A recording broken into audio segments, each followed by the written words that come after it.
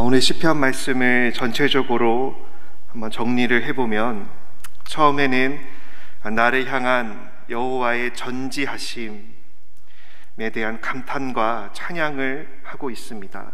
또 다음으로 나를 향한 여호와의 무소부재하심에 대해서 또한 감탄과 찬양을 하고 있고, 또 세 번째로는 나를 향한 여호와의 창조자적 절대 섭리에 대하여서 감탄하고 찬양하며, 마지막으로 나와 다른 주의 원수들의 응징에 대해서, 그리고 나에 대한 인도의 간구를 하고 있는 것입니다. 시편 139편에 특징이 한 가지 있습니다. 그것은 무엇이냐면, 아마 이 시편을 들으시면서 다 느끼셨을 수 있는 부분인데, 하나님에 관한 이런 기도를 하면서 나와 하나님 당신이라는 이러한 인격적인 기초 위에서 이 시편이 계속해서 쓰여지고 있다는 것입니다. 마치 바로 눈앞에 있는 당신에게 이렇게 말하듯 계속해서 이렇게 고백을 하고 있는 것이죠. 이것이 히브리어 원문으로 볼 때는, 히브리어는 참 특이하게도 동사에 이렇게 인칭이 같이 붙어 있습니다. 그래서 참 어렵기도 하고 해석하기가 어려운데, 간단하게 영어 성경만 보더라도 주님 당신은 이라고 이렇게 매 절마다 주님 당신은, 2절에서도 당신은 나를 아십니다. 3절에서도 당신은 이렇게 하십니다. 우리 한국어 성경에는 생략되어 있지만 매 절마다 나는, 또 당신은, 주님은 이렇게 인격적인 기초 위에서 계속해서 쓰여지고 있다는 특징이 있습니다. 그러므로 이것이 강조하고 있는 것은 무엇이냐면, 하나님과 이것을 기록한 시인 사이에는 아주 뗄 수 없는 긴밀하고 운명적인 관계를 맺고 있다라는 것입니다. 이것이 처음부터 마지막 절까지 흘러가게 되는 것이죠. 그러므로 이것을 통해서 우리는 알 수 있는 것은, 시인뿐만 아니라 우리의 자신이, 나 자신이 하나님과는 정말 뗄 수 없는 긴밀하고 운명적인 관계에 나 자신이 있다라는 것을 이 시편은 우리에게 말씀하고 있다라는 것입니다. 이 시편을 들으시면서, 읽으시면서 아마 그것이 우리 성도님들 영혼 가운데 잘 들리셨을 것입니다. 오늘은 17절과 18절 말씀을 중심으로 이 말씀을 좀 살펴보려고 합니다. 17절, 18절을 제가 한 번 더 말씀드리면, 하나님이여 주의 생각이 내게 어찌 그리 보배로우신지요, 그 수가 어찌 그리 많은지요, 내가 세려고 할지라도 그 수가 모래보다 많도소이다. 내가 깰 때에도 여전히 주와 함께 있나이다. 여기서 다윗이 말하는 하나님의 생각, 이 생각은 어떠한 생각일 것 같습니까? 하나님께서 창조하신 모든 피조물에 대한 하나님의 일반적이고 그러한 지혜와 섭리를 말씀하시는 걸까요? 다른 말로는 일반 은총을 지금 말씀하고 있는 것일까요? 그러나 이 시편에 여러 단락이 있습니다. 그 단락은 이제 우리가 13절에서부터 18절까지를 한 단락으로 보게 되고, 이 13절에서부터 시작된 이 말씀의 소결론이 18절이라고 봤을 때는, 이것은 그저 일반적인 그런 지혜와 섭리, 하나님의 생각을 말씀하시는 게 아니라 바로 시인 자신에 대한, 나 자신에 대한 하나님의 아주 세심하시고 세밀한 배려와 사랑, 즉 특별 은총을 의미하는 것으로 보는 것이 더 맞는 것 같습니다. 나를 향한 하나님의 생각은 그저 나를 여러 피조물 가운데 그냥 하나로 보는 것이 아니라 나를 아주 특별히 생각하고 나를 특별히 세심하게 배려하신다라는 것이죠.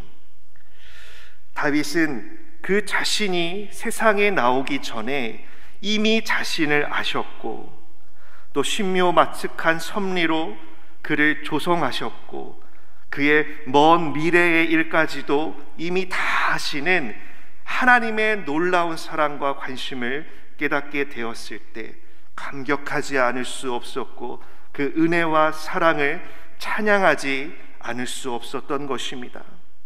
그래서 6절에서 이 지식이 하나님이 나를 아신다는 그 지식, 하나님이 내가 어디에 가던 또 나를 만드실 때에도 너무나도 하나님께서 놀라운 그러한 특별한 은총으로 나를 지으셨다는 이 지식, 6절의 이 지식이 내게 너무 귀하니 높아서 내가 능히 미치지 못하나이다 라고 이렇게 감탄하며 고백을 하고 있는 것입니다.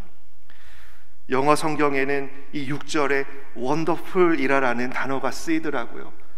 하나님의 이 놀라운 섭리는 정말 우리 자신에게도 너무 놀라운 원더풀한 그러한 역사라는 것이죠.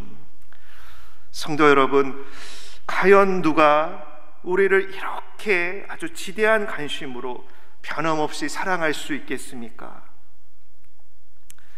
우리의 부모라고 해도 또 사랑하는 연인이라 해도 이러한 관심과 사랑을 아주 변함없이 쏟을 수는 없을 것 같습니다. 오늘날 보여지는 우리 인간의 모습을 우리가 볼 수 있습니다.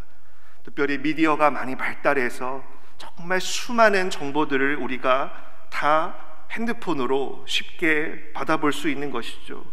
그런데 성도 여러분, 인간의 모습 가운데서 변하지 않는 사랑을 혹시 발견하셨습니까?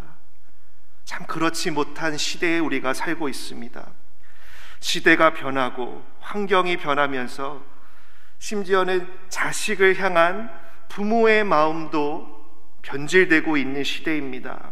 가장 진실해야 하고 가장 사심이 없어야 할 그런 부모와 자식 간의 사랑조차 무너져 내리고 있는 현실 가운데 우리가 그러한 뉴스를 들으며 살아가고 있는 것이죠. 부모와 자식 간에도 그 사랑이 변질되고 있는데 하물며 남녀 간의 사랑, 또 친구 간의 우정은 더 말해서 무엇하겠습니까? 그렇기에 이러한 말이 있는 것입니다. 군중 속에 많은 사람 가운데 고독하다라는 것이죠. 이러한 말처럼 우리는 이 시대를 오늘날 우리가 살아가면서 우리는 무엇을 느낍니까?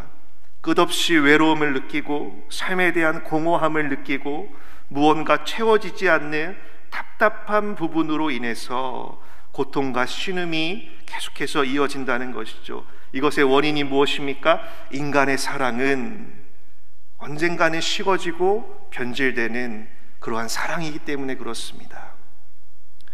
그래서 우리 주님께서도 마태복음 24장 12절에서 이렇게 말씀하십니다. 불법이 성함으로 많은 사람의 사랑이 식어지리라. 많은 사람의 사랑이 식어지리라라고 우리 주님께서 말씀을 하셨습니다. 또한 사도 바울도 디모데후서 3장 1절과 4절까지 어떠한 말씀을 우리에게 기록하셨냐면, 너는 이것을 알라.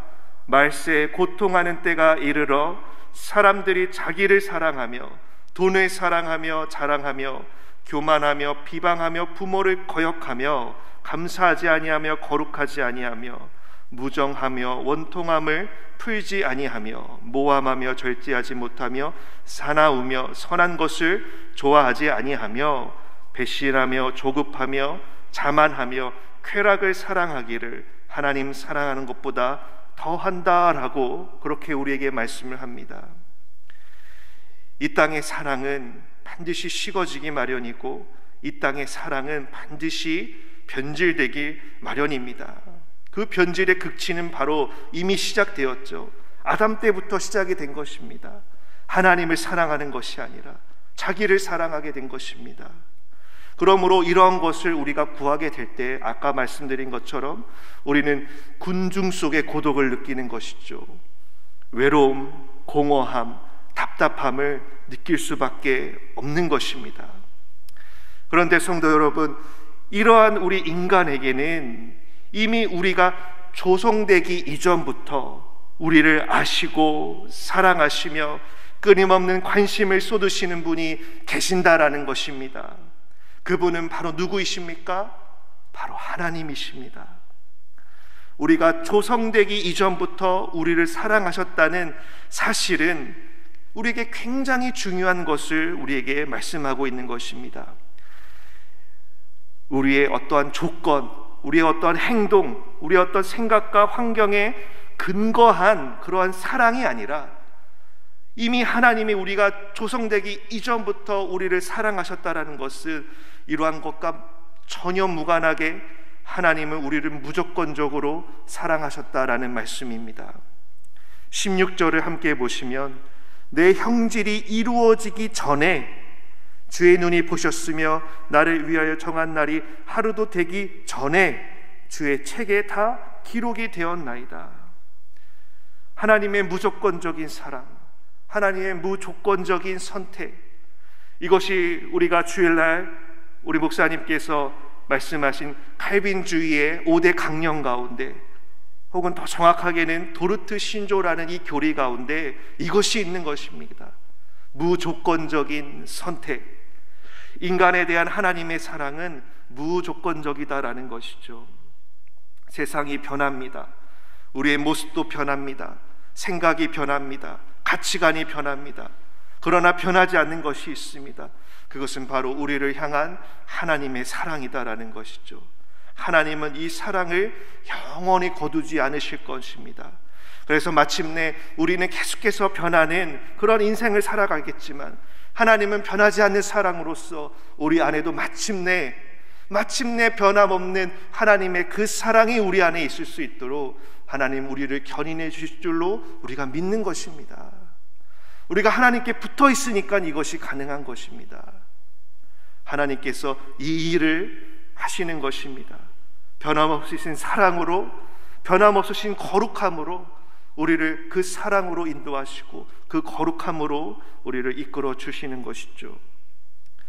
이러한 사랑과 이러한 변함없는 관심은 절대 이 세상에서 우리가 맛볼 수 없는 그런 것입니다. 아주 고귀하고 아름다운 사랑입니다. 그 자체가 바로 갚을 수 없는 하나님의 은혜이고 축복인 것입니다.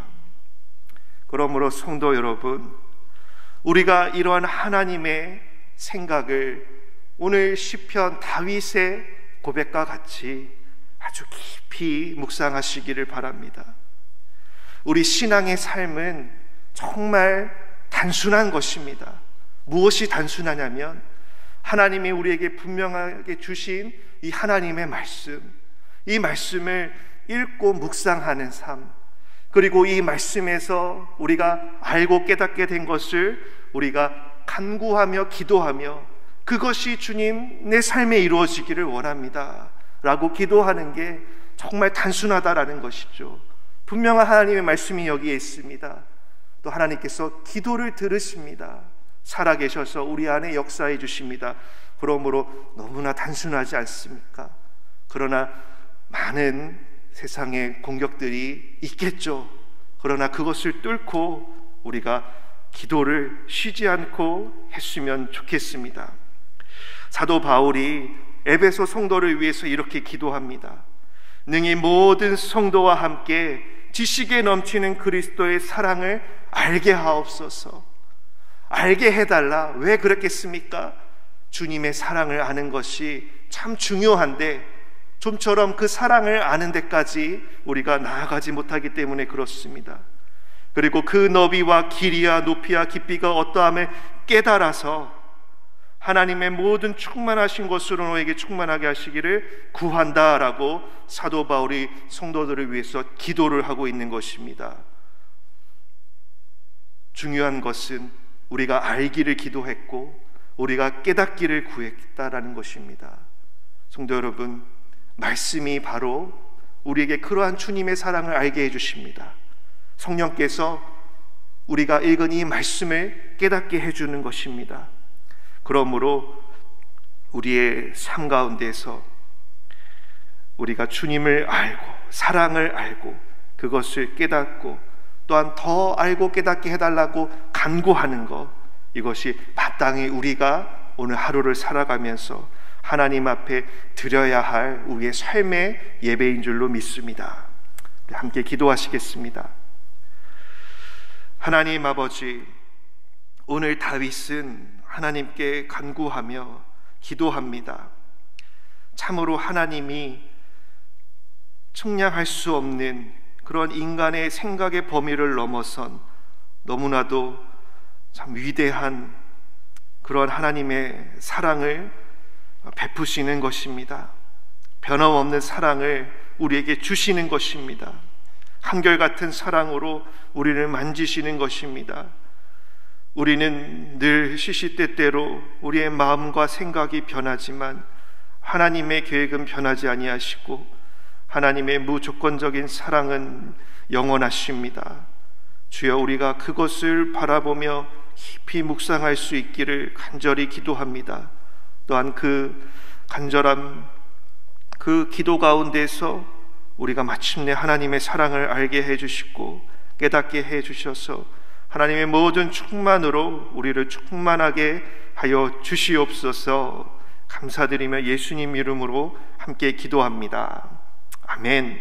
우리가 우리 자신뿐만 아니라 우리의 가족들을 위해서, 또 우리 사랑하는 교회 식구들, 또 뿐만 아니라 이 나라 이 민족 세계 열방을 위해서 이 시간 함께 기도하실 때 주여, 그리스도의 사랑을 알게 하옵소서. 공허할 뿐인 이 세상에 변하는 사랑이 아니라 이미 변함없으신, 이미 내가 조성되기 전부터 나를 사랑하신 그 사랑을 우리가 알기를 원합니다. 그것을 알고 깨닫게 되면 참으로 놀라운 역사가 우리 가운데 일어날 줄로 믿습니다. 우리 주여 삼창하시며 함께 기도하시겠습니다. 주여, 주여, 주여 역사하옵소서. 주님의 사랑을 우리가 더 알게 인도하여 주시옵소서.